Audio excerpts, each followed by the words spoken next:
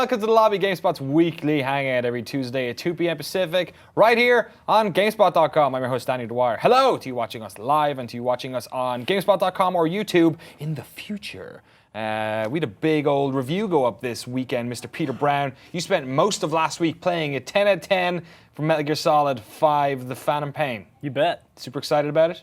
I'm very excited about it, yeah. I spent like 50 hours playing it last week, and I'm not ready to stop playing it. Anytime soon. Your review went up on Sunday. Great review, very spoiler-free, which I think a lot of people appreciated. I had you in mind. Thank you very much. Yes. And we're going to keep it the same way here today. So we've got an Ask the Reviewer segment. I got a bunch of questions from people via Twitter and the GameSpot comments. And I'm skirting away from story stuff. And you're like going to be the second protection. Yeah. So if I ask something that's even skirting a little bit, just round it off and keep it nice and general, okay? Round it off, all right? Before I get into the questions, for those who haven't read the review yet, what are your sort of main takeaways from Phantom Pain? Why a 10 out of 10? What makes it like an outstanding must-play game? I mean, Metal Gear Solid 5 has a very big legacy behind it, right? So it's both a singular game and a game that fits within the middle of a grand saga that's been going on for almost 30 years now. So the game is on its own, apart from the other games. It is an open world action game that is filled with so many thoughtful touches, and you can tell there's just like incredible amounts of consideration that went into absolutely everything. Just the simple act of moving feels great. Just looking at the world is rewarding. Like, I mean, every single moment I spent with this game, I found something that it struck me with awe. Like there's just so much to talk about. And then, as a part of the Metal Gear saga, it delivers on so many things that people are hoping for, which is a connection back to the very first game, Metal Gear, that came out in 1987, before the Solid series began. The MSX games. The MSX games, yeah. So I'm a big fan of open world games. I've got a question myself. What's it like exploring this world? Is it a game that's very linear, that you're going from base to base, that you know where you're to go next, or does it feel like an open world that you're discovering elements that you might not have necessarily needed to bump into? There's a lot of emergent stuff, like you're describing. You go about this world, and you have a list of missions that you can choose from, that new ones open up, but you have multiple to choose from, and you can pick one or the other. And even when you pick one, you can fly in by chopper, and there are only certain landing zones. So you have to show up at a certain point on the map and then travel to your base. And when you're doing that, you encounter wildlife that is aggressive, or maybe you view them as a resource that you can capture and send back to Mother Base. That's another really big important aspect of the game. So there's a lot to do beyond just, here's a mission, go for it. I mean, when you're in the world, there are so many things to do that it's easy to forget about what your mission is if you really take in everything and consider all of your options. Is it surprising to you that it's such a well-crafted open world game, considering Totally. Konami have never done, well, Kojima Productions have never done this before? No, every single Metal Gear game has been, like missions set in very contained areas with a linear path from one to the next, and it's phenomenal what they've done. I mean, I think you can start with a massive map and throw a character in there and call it open world, and that is the case here in a way, but there are just so many things piled on top of that skeleton of what defines an open world game that I was totally blown away. I mean, this game has been in production for 5 years, and it shows. I mean, there's never a shortage of things to look at or do, and it's incredible. I'm going to get into the user questions as quickly as possible because we've got a bunch of them here. First one's in from fan of the show, friend of ours, BC Plasma asks, is there a reason to explore around in the open world? What kind of collectibles can you get in Metal Gear Solid 5? So all of the equipment and technology that you unlock and develop in the game happens back at Mother Base, which is an offshore base where you were sort of building a private military. And throughout the open world, you find natural resources, you find wildlife, you find people, of all things. And all of these can be collected and sent back to your Mother Base. So you're incentivized to collect those because all of them go into research and development of new technology, which isn't necessary to beat the game. You can skirt by with almost the bare minimum throughout the whole thing, but you have to be incredibly good in order to do so. So you're incentivized to collect things, to develop new tech, to make your life easier, but it also makes the game much more varied and interesting because some of the tools you unlock are so crazy, and they give you a sense of like wonder and joy, from like this little thing you add to your arm lets you punch the ground that sends out a sonar wave. I mean, so there's plenty to collect, and there's plenty of reasons to collect that stuff. Excellent. And do you sort of decide what you're upgrading during that? It's not like if you get like if you Fulton 8 goats, you get like some sort of special goat armor. No, so essentially when you collect enough resources, let's say you collect enough people, right? That levels up a certain part of your base, wherever you place them in a certain field of development.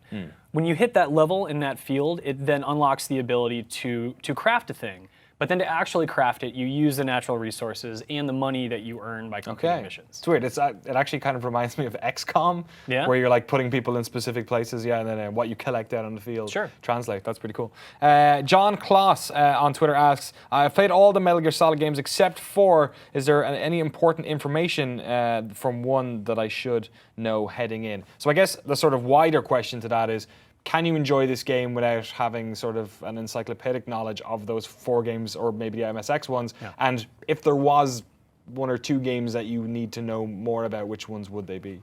One of the great things about this game, and I think what was really smart of Kojima to do, is to create a story that is interesting enough in its own right, without the connections to games from the past or games set in the future in the timeline.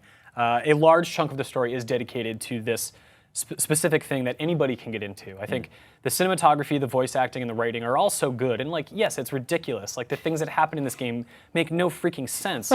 But the emotions that are conveyed in the voice acting and the trauma that these characters endure that you watch sort of culminates into an experience that you can enjoy just on its own. You don't have to really play the other games. But if you have, the sort of last section of the game really does reward all of that dedication. Yeah.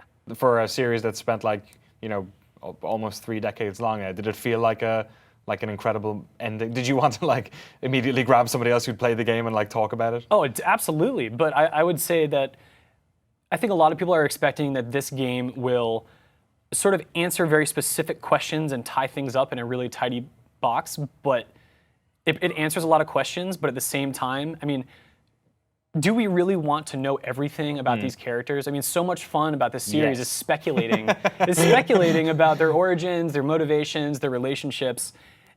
Kojima must know that, because the ending to this game opens as many new questions as it answers. Wow. So let's stop it there. And I guess then for people who don't, maybe you said that like obviously the game is enjoyable in its own right. Does the game go to any length to try and like fill in information, like give you a little bit of catch-ups via codex or via like story asides to like remind you what was going on? Yeah, you collect cassettes in the wild, cassette tapes, and you earn them as rewards for certain mission, and those contain tidbits of the past. The game also gives you a bit of a preamble to let you know what happened like leading up to Ground Zeroes and in Ground Zeroes, which was the prologue to this game. So it does inform you a little bit about the story leading up to it. The stuff that comes afterwards, that is not spelled out so much. There is some of that towards the end of the game where they reveal like sort of the result of the outcome in this, but yeah, it doesn't. It's not like you have a huge compendium of information to like sort through. Which I guess you also never really had in the old games either. There was an element of like going online and trying to figure bits and bobs out. I mean, yes, Metal Gear Solid 4 had this like incredibly large optional database of information to install that is an encyclopedia for the series, more or less. So yeah, I mean, no game in the series has really gone to the lengths to tell the entire saga, but I think this does a good job for people who are curious. There is stuff to dig your teeth into. Cool. Next one up, Daniel Noss, DNOS Skywar on Twitter asks, have you tried the PC version? Any chance of another Arkham Knight type scandal? What version did you play? How long did you play? Did you play the PC version? No. So who knows? No, I played the PlayStation 4 version for just about 50 hours. The game holds up incredibly well, technically. One thing I did notice, it has really great draw distances, and you sort of land in a huge environment, and you really do appreciate, like, wow, like I can see so far into the distance, and things look great. While you don't see Poppin in the distance on the PS4 version, you do see some in the foreground.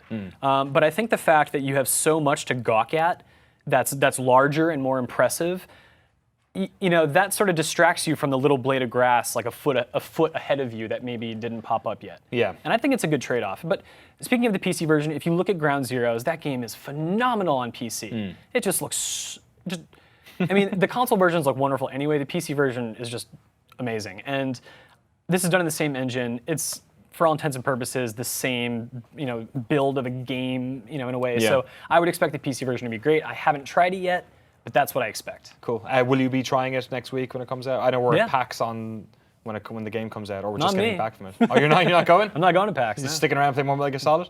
Actually, yes. Son of a Sorta. bitch. Son of a bitch. Kate Onder asks via Twitter, how hard was Metal Gear Solid 5? Matter of difficulty, too hard at points? Was there any parts where you found it difficult? Or? There are absolute difficult points. Towards the end of the game, especially, and this is one of the issues, this is probably the only issue I had with the game, is that as you approach the end of the story, normally you beat a story mission, you unlock a new story mission, that natural progression. But what happens at the end of the game is the game forces you to play older missions at extreme difficulty. Oh, wow. And you have to do that in order to unlock new ones. In my mind, that's to pass the time. It does sort of throw off your sense of progression in a timeline because you're like, I did that, 20 hours ago. Yeah. It doesn't fit in the story if I'm trying to do that again. Is it more difficult because there are The more point is it's people more there? difficult. No, because it's like total stealth. Like the moment the enemy is alerted, you right. fail the mission. Or you have no equipment. Like you basically go in barehanded. So it's like arbitrary sort of Yeah. versions of the... Yeah. Some of those you can cheese. Like you do gain the ability to call in air raids. Those cost resources, and it lowers your ability to reach a certain level of rank. Right. But yeah, if the going gets tough, you do have tools at your disposal. Be it that, or one of the buddies you can take with you makes life much easier. So the game is hard, but it gives you the options to make it easier on yourself if you simply just want to beat it and continue. Cool. A couple more questions here. Vova asks, does the open world nature of the gameplay translate to or impact the story? So I guess the sort of take from that would be, do these feel like isolated missions you're kind of walking to and from? Does the choices you make in the open world bleed into the story at all? Like, can you do like only this mission and it changes the story somewhat? What I think the open world does for this game, which I don't know if this is answering this question specifically, but it gives you a lot of time to spend with Big Boss. And as you sort of feel a connection to the events he's going through, that ends up being a lot of time with yourself and your own thoughts. And if you consider that he is the main character, and this is a story surrounding him, the fact that you have the time to reflect on what he's going through, where he is, and what he's doing, to me lends a good connection between the open world and the story missions. Because if this was just a story and the gameplay was just there to support it, it would be more or less a movie. But this game is unlike some people pointed at Metal Gear Solid 4 and they were like, oh, there's like 20 hours of cutscenes. Like this, the gameplay stuff is almost secondary. Here, this really is about being in the world that exists as the character. And so I think that the open world is actually a great stage for Big Boss and thus the story at large. Yeah. Another great aspect of this series, of course, is the sort of the cinematic quality of its presentation, and certainly the cutscenes, especially in, well, I guess the whole series going through, like Metal Gear Solid 1 was known for it, 4 was pretty incredible. How does 5 stack up in terms of that aspect of it?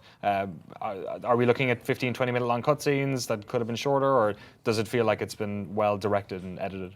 There are cutscenes that you may say are 15 minutes roughly, but those come at certain beats when you've been struggling really hard to accomplish something and get to a point in the story, and those are a reward in a big way because you are fighting to understand what is happening next.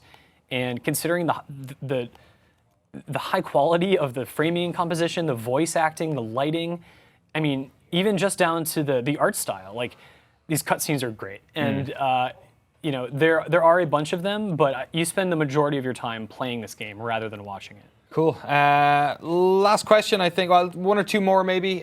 First one, this one's sort of an amalgamation of a bunch of questions people have asked. Yeah. Devin Hall asks, where do you see the series going post Kojima, if at all? Where will we go for our acronyms and movie chat? Does this feel like the last Metal Gear game from what you played? Like, regardless of story, right? Or without maybe tipping on the story, does it feel like this is wrapped up and we'll have Kojima making different games from now on? I do not believe Kojima will be making another Metal Gear game.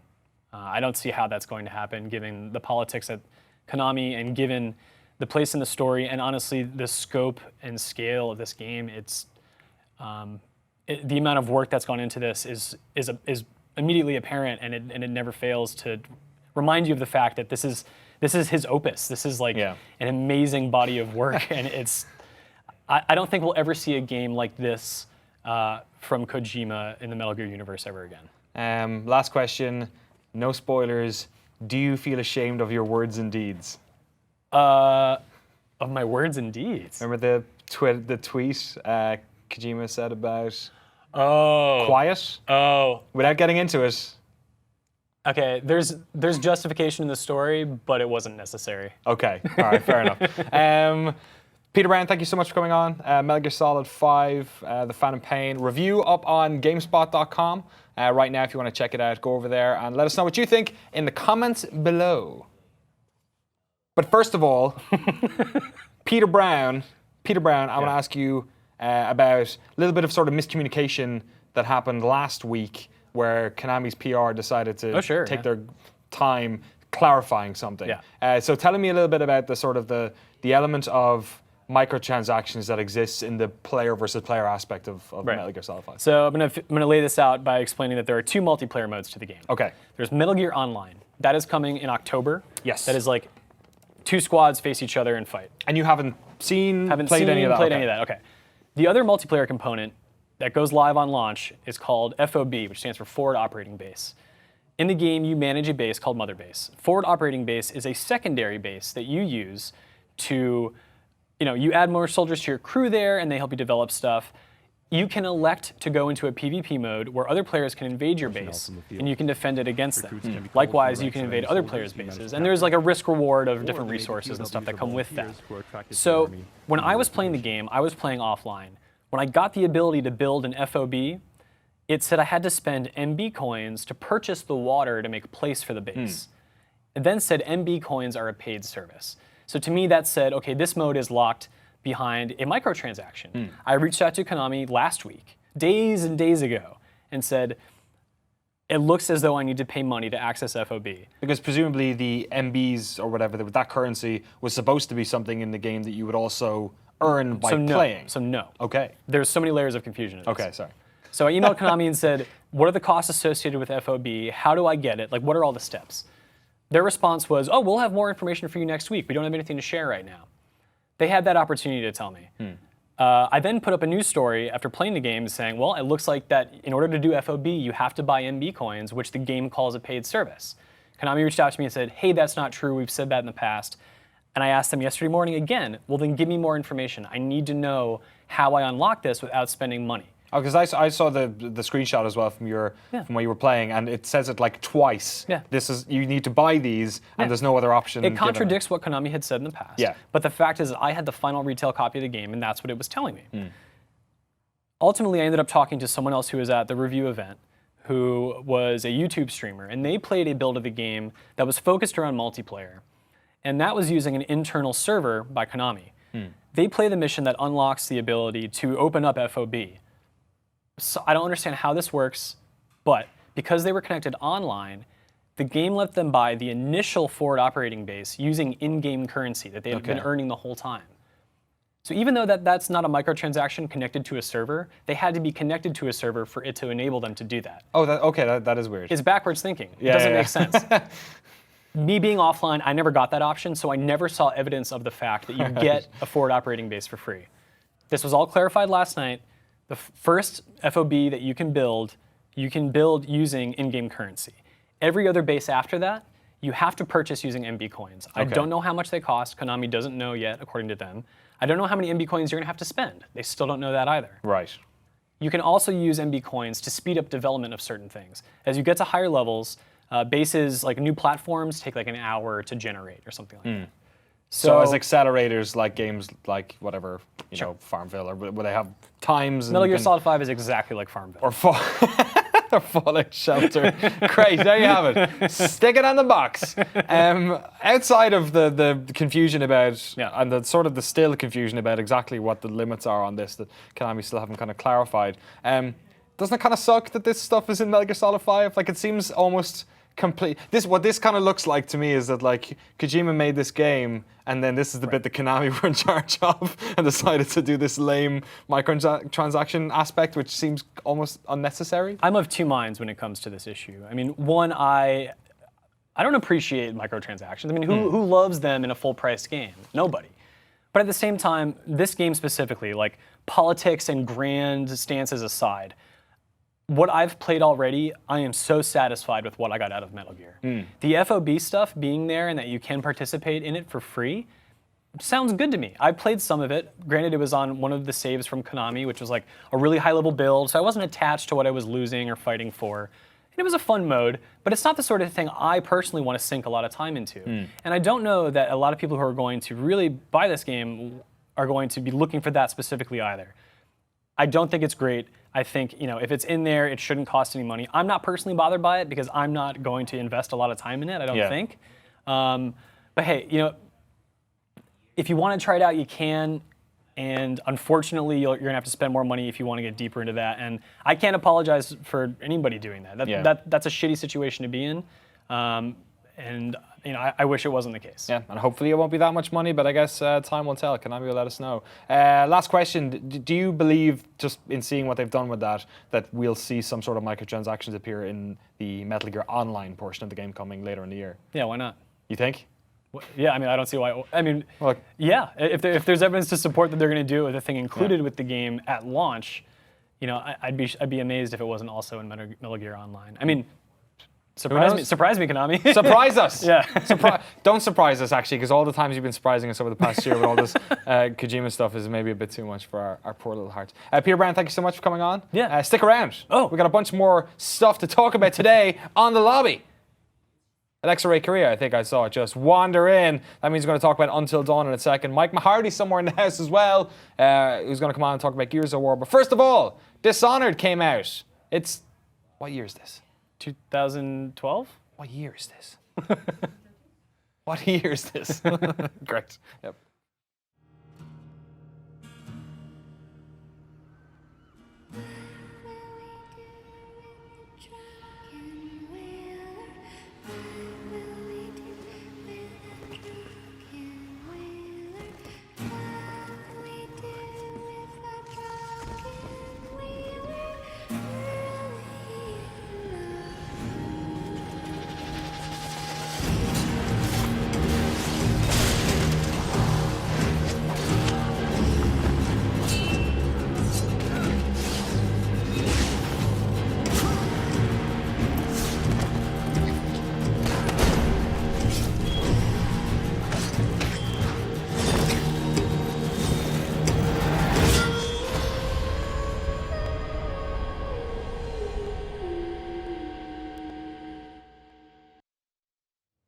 A bunch of great games have come out and are coming out this week and next week. Video games, they're back. Bye-bye summer. And Alexa Ray Curie is here to tell us all about Until Dawn. A game I played on preview a while ago, and I think I felt bad for this, but I think my biggest sort of takeaway from it was, wow, this was a lot better than I anticipated. I thought this was going to be a piece of garbage.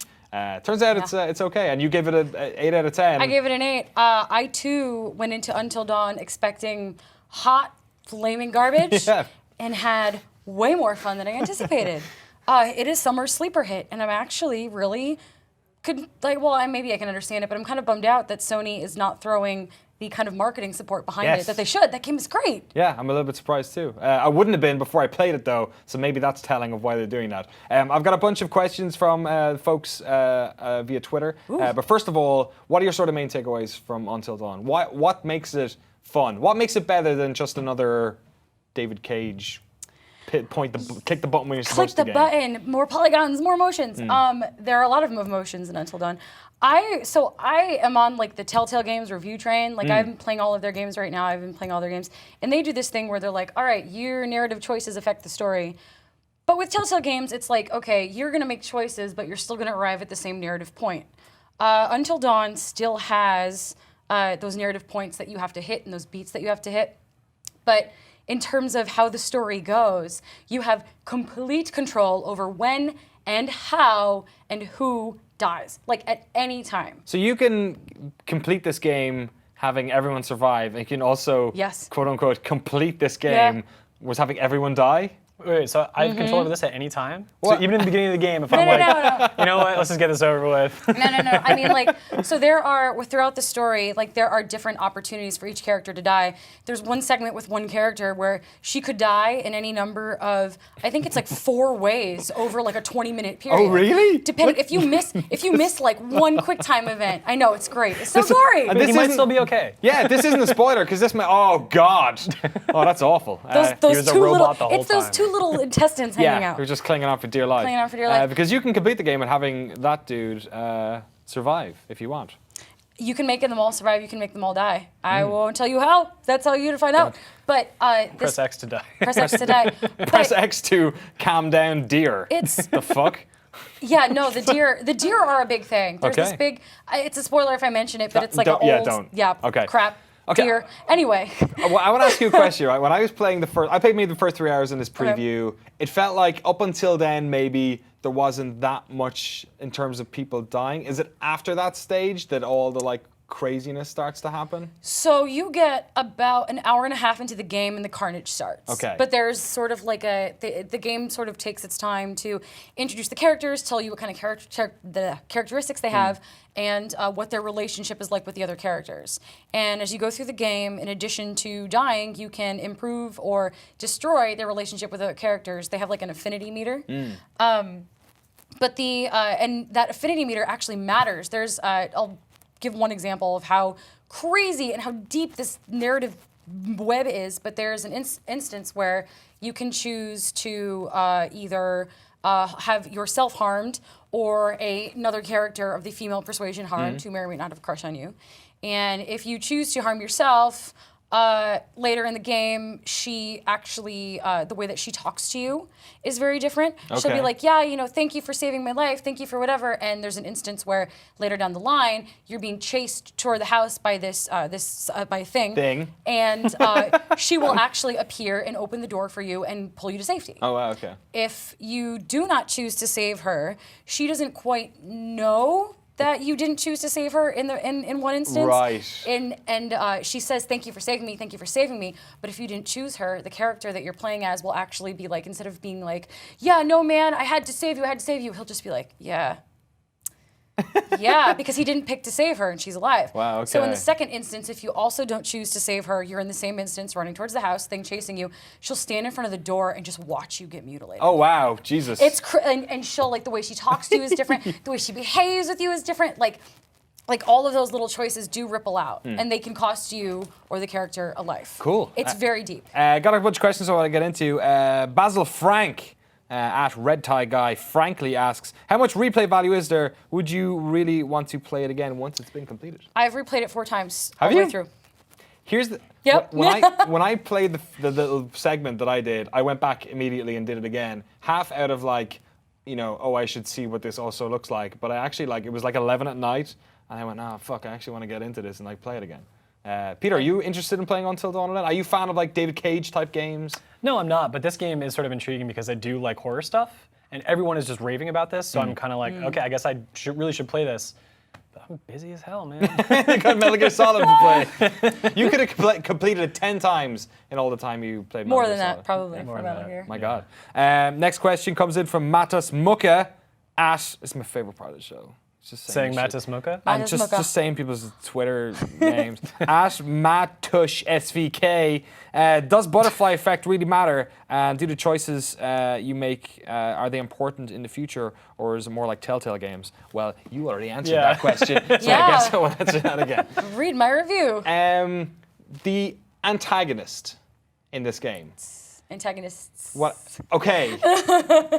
What I want to ask you is, okay, without getting into like the spoilery stuff, because it does feel like there's a lot of shit going on, and There for a is. while it felt like Cabin in the Woodsy, where it was almost like the game was trying to pick which version of like evil it was trying to get me And I only played like the first whatever hour or two, and it felt like that. So in between the levels, there's these like conversations with this With the psychiatrist. which were my favorite part, I think, of doing. Because in between them, he's like super breaking the fourth wall, like going up to you and saying like, "Are you enjoying your game? And which do you find more terrifying?" And he gives you all Needles these or cards. spiders? Needles or spiders. And at one stage, if you take too long with it, he like jumps at you and goes, "Why are you taking so long?" Like, and you're like, "Holy shit!" Yeah, he gets in your face. And it's that actor guy that everyone knows who nobody knows his Yeah, name. I forgot his name, Yeah, but what I his know name is. who he is. How much does that stuff bleed into the game? Does it or does it not? Like, Does. okay. It In a satisfying way? does. Sometimes it's little ways, like an antagonist coming after you will either have like a gas mask or a needle, Yeah. or it's like Clown face. or- Yeah. or the antagonist. Oh man, or like something. Well, I'm trying not to spoil it. Between talking to you about Metal I Gear know. Solid and Until Dawn, today's been a God. son We of have a bitch. nothing to offer. I can't wait for the the Gears of War guy to come on. But- Because fucking nobody gives a shit. Dom's wife dies. But like, I'm trying to give an example that's not a spoiler. Okay, so one of the conversations, I think it's in chapter 5. So this is not a spoiler per Sony's guidelines. So there is a there's an incident where the psychiatrist says, "All right, let's figure out how you feel about all the other characters," and Right. you are given pictures of each character, and you have to pick them, and Yes. you're given pairs. I remember that. And by choosing the ones that you like the most out of each pair, the game determines who your least favorite character is. I bet we picked the same person. Who is your favorite character? That fucking girlfriend. Jessica? The one. Sorry, Wait, everyone else. you're least, no, Emily, short hair? The one who wouldn't pick up the bags. Why do you guys Emily. hate women? Yeah. Oh my god, Emily's a huge Right? bitch. What a bitch. She's such a bitch, and she actually, I have played 4 times, and I tried to do a save them all playthrough, and I just killed her. I'm like, no, you're so annoying, and I can't deal with you. So she's dead. That's great. That's how I felt about it as well. Was I was actually looking forward to a her situation in which I could have her fucking killed. Yeah, and she can die in like 4 different ways. Great. It's crazy. But the game determines who your favorite characters are, and it seems to me, based on what I have played, that who your least favorite character is, the game keeps them alive longer. Oh, really? Because she was really, really, really hard to kill. Like, Yeah. then I tried not picking her, and I tried picking, who was it, Jessica. Yeah. And it was really hard to kill her. And I Wow. think the game takes note of who your favorite character is, and then just sort of like gives them more shit to deal with. That's amazing. That's like, pretty good. But with 4 playthroughs, I've seen very, very different stuff. It's crazy. Cool. Thanks very much for coming on. Yeah, no Tell us problem. about it, Alexa. Last question. A lot of people asking, obviously with the replayability, it is good you can play it again. You're still talking about maybe like 10 hours for 2 playthroughs. Does it feel like a game that's worth $60? Yeah. For the amount of content that's in it, you just don't see it the first time around. In addition to the story that you're given, there's all those clues you have to find. I mentioned them in my review. But those sort of shed light on the story, and sometimes not finding a clue means life or death for certain people or certain situations. So there's a lot to it. There's no way you can see everything the first time around, and I definitely think it's worth it. If you weren't reviewing it, would you like to keep replaying yeah. it though? I think I did. that's the question on my mind, because I know people might play through it once and think, yeah, I got this out of there, right? But I spent $60 for that. My second 2 playthroughs were after my review went live. Yeah? Cool. Yeah. And as satisfying? Oh, or yeah. satisfying in a different way, probably. Satisfying in a different way, because I'm like, oh, I want to see this guy die Yeah. by spoiler. Like, I just want, like, it's fun. It's Excellent. weird, morbid, and fun. Is it better than Beyond Two Souls? Yeah. Mary also agrees. There you go. Yeah. Okay, thanks so much for coming on. Yeah. 8 out of 10 on GameSpot.com. That's Until Dawn. Make sure you check out the review on the site and let us know what you think about the game and if you're hyped about it in the comments below. I Am Bread's coming to PS4? Really? Really? That's the next Yeah. trailer? I Am Bread's coming to PS4? Did they put in the voiceover you guys did? The Oh, I wish. Troy Baker voiceover? No? Couldn't afford him? They tried to pay him in the What are you going to do? For all you fans of bread and controlling bread, here's I Am Bread coming to PlayStation 4. Bread. Bread. Okay.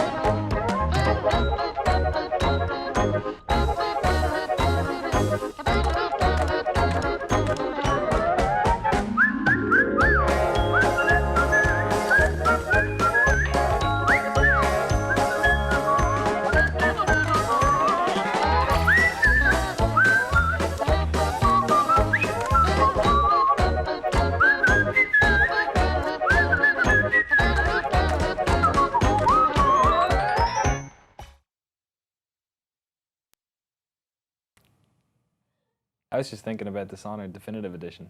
Yeah. Are you looking forward to playing that? Blink. Are you? Blink. Oh yeah, That was Blink. That's Blink. a thing. Yeah. God. Yeah, sure. No, I'm looking People forward to Blink. playing it. Yeah. Yeah. I was thinking about all these old games that are coming out again. I was thinking about all the old games I'd like to play, which they haven't made remakes of. They Like should remake Strang- that game Gears of War. They Should should they? remaster it. This 60 this- frames in multiplayer, that'd be awesome. I wasn't thinking that I could turn this around and turn it into a real good segue That's for why Gears of I'm War. here. Is that is Pete Segway Brown. what games would you remake? Before we talk to Mike Mahardy about Gears of War, what Stranglehold? Remember Stranglehold? I remember it. Yeah, the sequel, the video game sequel to Hard Boiled. You could. John Yeah, Woo? that's right. That's a thing. The Remake. video game sequel, like Enter the Matrix, was the video game sequel of the Matrix. I like to see Vanquish get another coat of paint.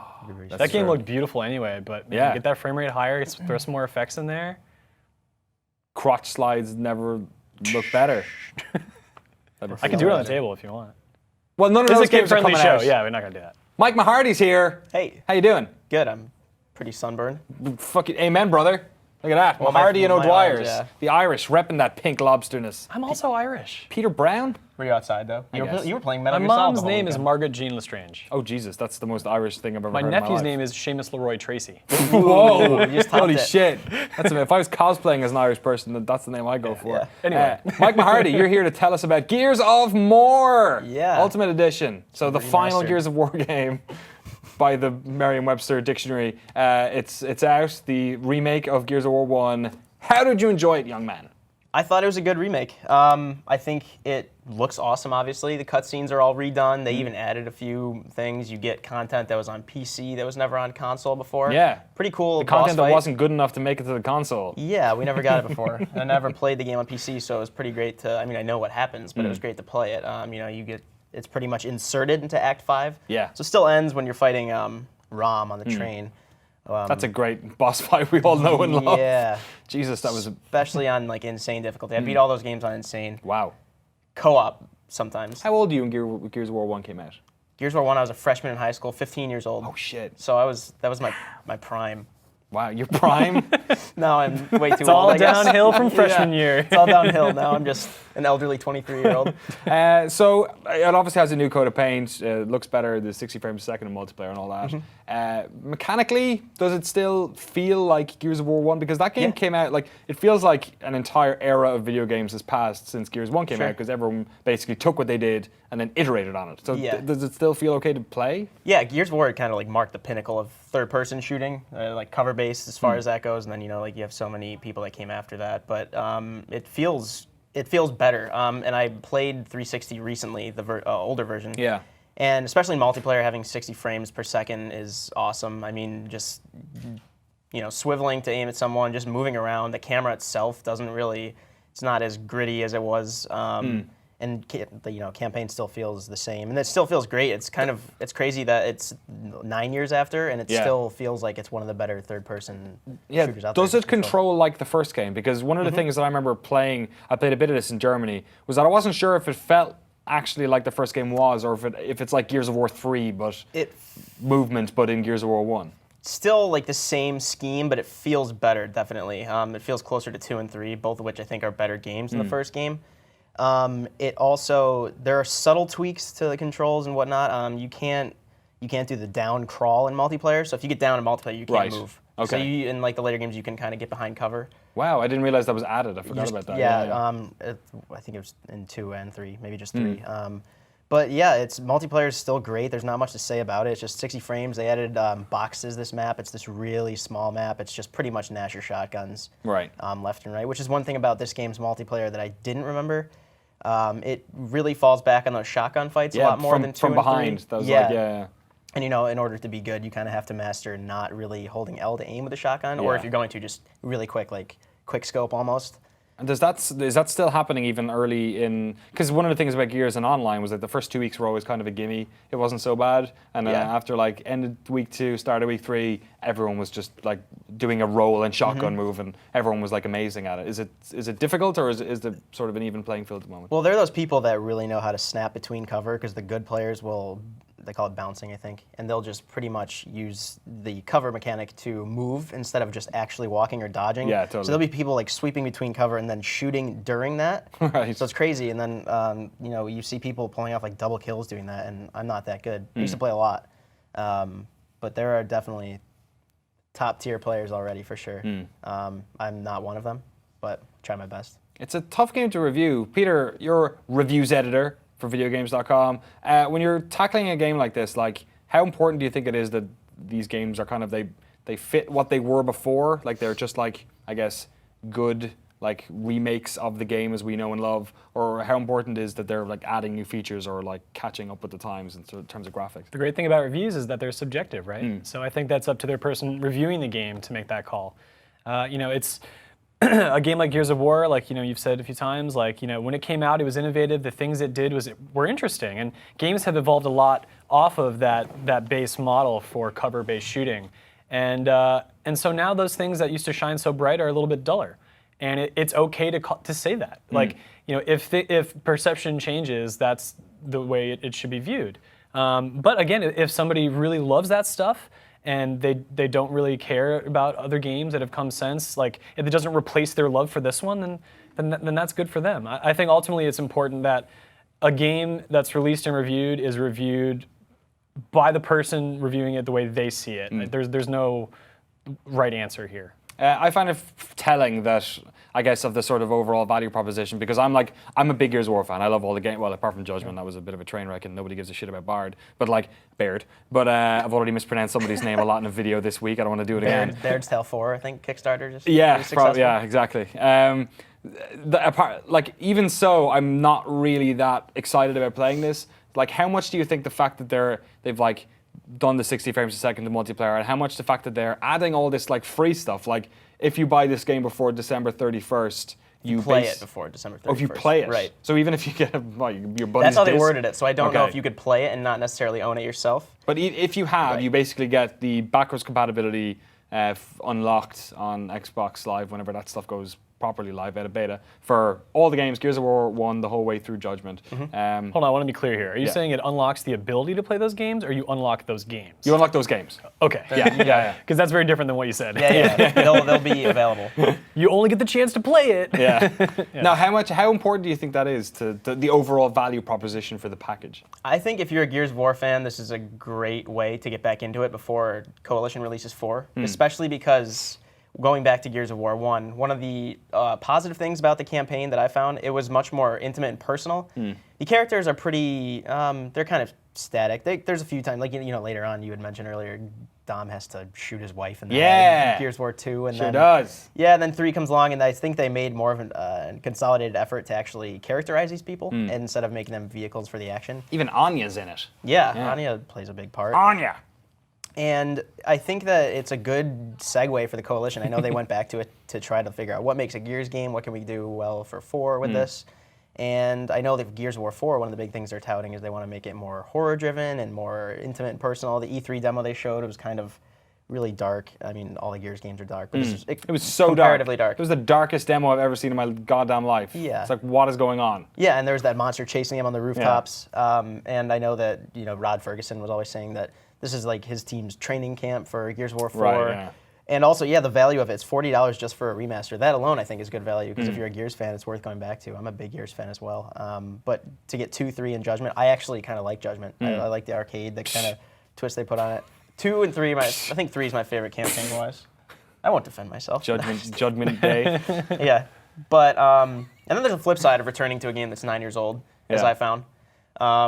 I forgot how much of the campaign revolved around going into an area, killing about 10 locusts, or 15, and then you hear a gong sound, and you're like, oh, I'm going to move to the next area, pick up a few frag grenades, pick up some ammo, hopefully find a power weapon, like a sniper rifle, which, unless you're on hardcore and insane. Hammer of Dawn. Is the satellite Hammer of Dawn. working? Yeah. I can use it here? Yeah, okay. That's a great part. The Berserker is one of those few flashes of brilliance that I still really enjoyed, but come Act 2 out of 5 now, Yeah. I was just it became a slog later on, because I was just, a lot of shooters have that, it's kill a certain amount of people to get through the, gated progression. Well, I mean, Jack needs time to open the door. Yeah, and it's a perfect justification for you they introduced Horde mode, in disguise before 2 came out. And, yeah, exactly. But there are so many times, and like I think the assumption, maybe not the assumption, but I expected it going in to just be a better version of the 2006 360 release. But there were a few times after having played the 360 version recently, about 2 acts of the campaign, I encountered problems in the remaster that I didn't in the first one. Oh, really? Yeah, it was a few times. Like these games are better played cooperatively. Like which split screen was still my favorite way to play. And you can do as well in this version. And you could do drop in, drop out whenever you want. Cool. So like my friend had dropped in. He was Dom, and he was much more welcome than the AI Dom because AI is still frustrating. There's that part in Act 2 where you're avoiding the shadows and trying to shoot propane tanks to keep the krill away from just shredding you. And it's a cool part if you're playing co-op. It can be kind of frustrating, but it's really frustrating when Dom just keeps like heroically running into the shadows, and then you hear the you hear the krill just tear him up. You see his down symbol. Yeah. Like, okay, I can either just go forward, kill all these guys by myself, which on hardcore is a little harder because sometimes the AI helps. Yeah. But I've always played those games on hardcore because I think it's like the heroic in Halo. It's kind of a good balance between kind of easy and like really hard. Yeah, challenging in a good way. Right. It's like it's perfectly paced, I think, as far as playing in that difficulty. But there are too many times where we have footage, I think, of the Dom just standing there in front of a turret, and then I'd revive him, jump back, he would stand there again, and it happened 4 times, and I was showing. So I called someone over to my desk to show him. I was like, "Is this just like me, or is this not supposed to happen?" Like, no, that's kind of funny. But yeah, and like. I had a fun time with the game. I think it was a good remaster of a game that hasn't aged as well as I thought it would. Yeah. There are also times later when Dom just wouldn't, like I remember I was standing, it's in Act 5, and you're on top of this, essentially like a stage set at a play. And you take down this wall to cover up where the cedar is shooting out the, the nemesis enemies, those floating ones. And Dom is supposed to come up and turn a valve, which moves you along the catwalk. Yes, I remember, yeah. Yeah, and I kept pressing LB to see where Dom was and see what my objective was. And it was just Marcus saying, "Dom, the stage." I was like waiting, "Dom, the stage." And I think he said it 6 times because I was thinking maybe there's an enemy that he's killing and hasn't killed yet. Yeah. But then I finally found him, like, if you hold LB, it'll show him where he's just sitting behind cover. And then it's Marcus, "Dom, the stage." And then finally I just reloaded the checkpoint. And that was one of 6 times it happened before the game ended. Wow, yeah, because okay. Sounds like the AI is even a little bit rougher than it was first time around. Yeah, or sometimes the cutscenes just wouldn't trigger when I killed everybody. You would hear that gong, and I would go to where the cutscene was supposed to trigger because I have a pretty good memory of the game. I was like, oh, I'm just going toward Mark's, the mansion, his old house. And it wouldn't trigger. So I was like, okay, I think maybe I did something wrong or missed someone. I'm just going to reload it, see if I just kill him faster, get there. Shit, and that kept happening. And I did it, and it didn't work, and then I reloaded. I was like, I think I'm just missing somebody. And then I finally got to the point where I walked up the same area, and then it cut to the cutscene, which was a gorgeous cutscene. It just took a while to get there. Wow, all right, a little bit rough around the edges. As we remember it, maybe, or maybe a little bit worse. Mike Mahardy, thank you so much for coming on, telling us all about Gears of War Ultimate Edition. What score did you give it? I gave it a 7. 7 out of 10. Read that review on GameSpot.com. Mike, it got like an 8 a few years ago. It got a 9.6. How can it only be an 8 if it looks better? I know. I really just wanted to stick it to them and bring it down to 7. Take that, Cliff. Oh wait, you're making your own thing. Yeah, he's not involved anymore. We'll talk about that later. Yeah. At PAX. I'll see you at PAX. You're going to PAX. Don't point I'm going to to PAX. You're not going We'll to both PAX. be You're going to there. play Metal Gear Solid for the next goddamn 5 months. Yeah. Yeah. Son of a bitch. Bummer. The rest of us have to wait. Damn. I have to wait like a few extra days. I'm staying in Seattle just for a while. Oh, Mike's got a holiday. Can't fucking... Vacation. Poor guy. Seen a Sounders game. Are you? Seahawks preseason. No. I'm just going to be up there for work stuff. Seattle Sounder. Is Such a liar. What's a Sounder? Is that a ship or something? They just took the name of a body of water and added ER. Oh yeah, it's called the Sound. Puget Sound. Yeah, Puget yeah. Sound. They're gonna build a bridge across the Puget Sound made out of aircraft carriers. See that shit?